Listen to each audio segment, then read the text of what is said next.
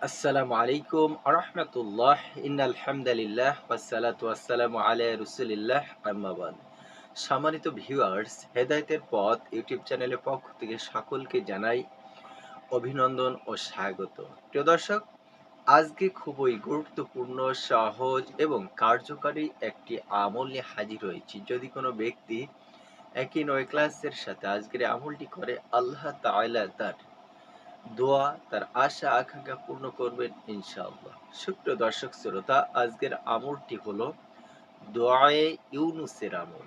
যদি কোনো ব্যক্তি মোনাজাতে দোয়ায়ে ইউনুস পাঠ করে আল্লাহর কাছে প্রার্থনা করে, আল্লাহ তাআলা তাকে সেই দোয়া কবুল করে নেবেন এবং তাকে সে বিপদ থেকে মুসিবত থেকে রক্ষা করবেন। কেননা হযরত ইউনুস আলাইহিস সালাম মাছের পেট থেকে মুক্তি পেয়েছিলেন এই দোয়া পাঠ করে।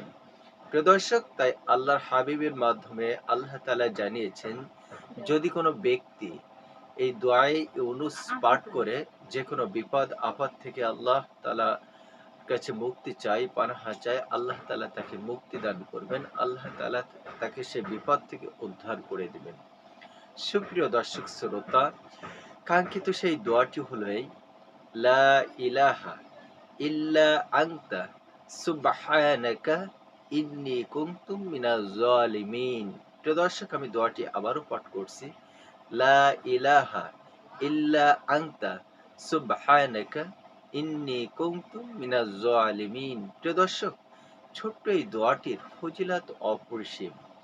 আল্লাহর নবী ইউনুস আলাইহিস সালাম যেহেতু মাছের পেট থেকে মুক্তি পেয়েছিলেন, বিপদ থেকে উদ্ধার হয়েছিলেন, সেহেতু যদি কোনো মুসলমান ব্যক্তি বিপদে পড়ে এই দোয়া পাঠ করে, আল্লাহ তাআলা বলেন, আমি ইউনুসকে যেভাবে সাহায্য করেছিলাম, বিপদ থেকে উদ্ধার করছিলাম, ওই মুসলমান যে কিনা এই দোয়াটি পাঠ করে, আমি তাকেও অনুরূপভাবে ইউনুস আলাইহিস সালামের মতো তাকে বিপদ থেকে উদ্ধার করব, বিপদ থেকে রক্ষা করব। সুবহানাল্লাহ। তাই আসুন, আমরা যখন যে কোনো বিপদে পড়ি না কেন, আমরা যখন যে কোনো মুসিবতে থাকি না কেন, আমরা সেই বিপদ মুসিবতের সময় দোয়া ইউনুসটি পাঠ করি। আল্লাহ তাআলা আমাদেরকে অবশ্যই সেই বিপদ থেকে, আল্লাহ তাআলা অবশ্যই আমাদের সেই মুসিবত থেকে রক্ষা করবেন ইনশাআল্লাহ। কেননা আল্লাহ তাআলাই হলেন সকল বিপদ দেওয়ার মালিক এবং আল্লাহ তাআলাই হলেন সকল বিপদ থেকে উদ্ধার করার মালিক। অর্থাৎ বিপদ স- অর্থাৎ সমস্ত বিপদ আল্লাহ তাআলার পক্ষ থেকে আসে এবং তিনিই একমাত্র রব, যিনি সকল বিপদ থেকে বান্দাকে হেফাজত করতে পারেন, রক্ষা করতে পারেন। তাই আসুন, আমরা সকলের স্বাস্থ্য কামনা করে এখানেই শেষ করছি। আর উক্ত দোয়াটির আমল করে বিপদ থেকে রক্ষা পাই। আল্লাহ তাআলা সব ভাইকে উক্ত দোয়াটির আমল করার তৌফিক দান করুন।